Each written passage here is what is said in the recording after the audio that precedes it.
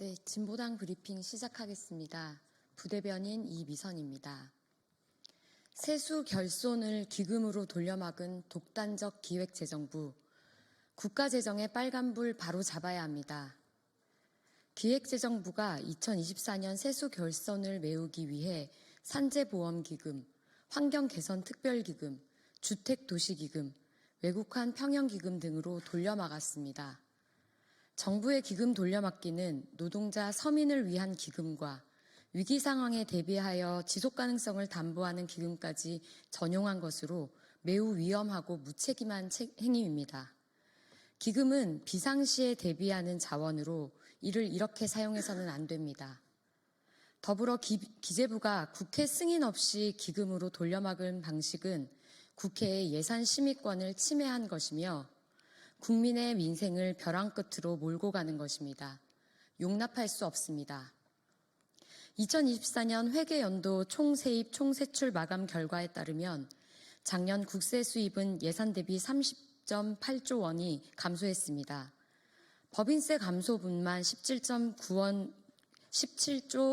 9조 원으로 9조 원에 달하는 상황을 고려하면 거듭된 감세 정책에 기반한 세수 전망 실패가 아닐 수 없습니다.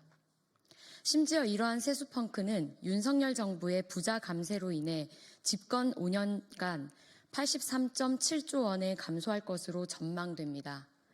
그 감세 효과는 결국 미래의 차기 정부에 전가되어 재정을 어렵게 할 것입니다.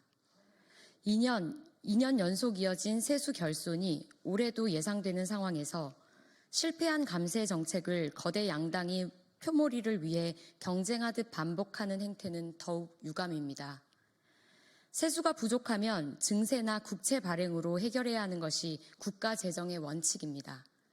부자 감세를 철회하고 실효성 있는 세입 확충 방안을 마련해야 합니다. 이상 브리핑 마치겠습니다. 고맙습니다.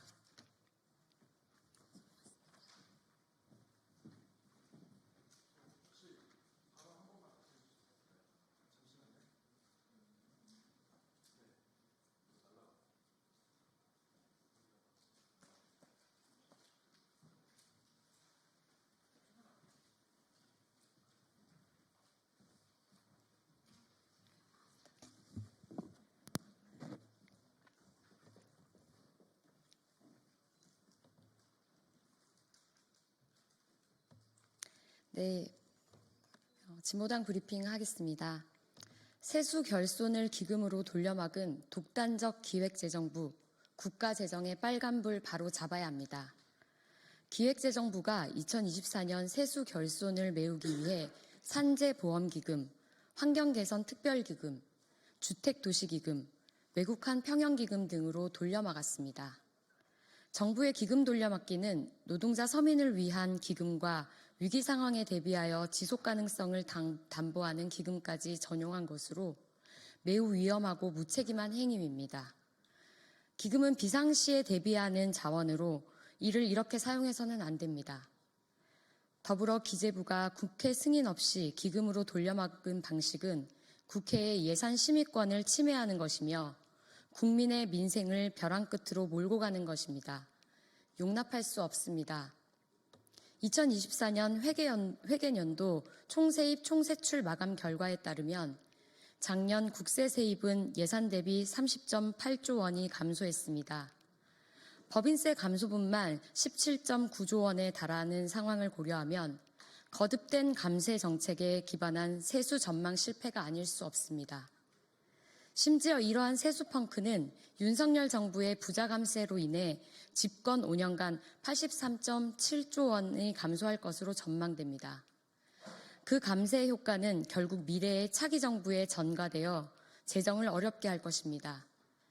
2년 연속 이어진 세수 결손이 올해도 예상되는 상황에서 실패한 감세 정책을 거대 양당이 표몰이를 위해 경쟁하듯 반복하는 행태는 더욱 유감입니다.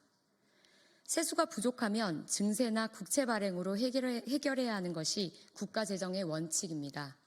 부자 감세를 철회하고 실효성 있는 세입 확충 방안을 마련해야 합니다. 이상 마치겠습니다. 고맙습니다.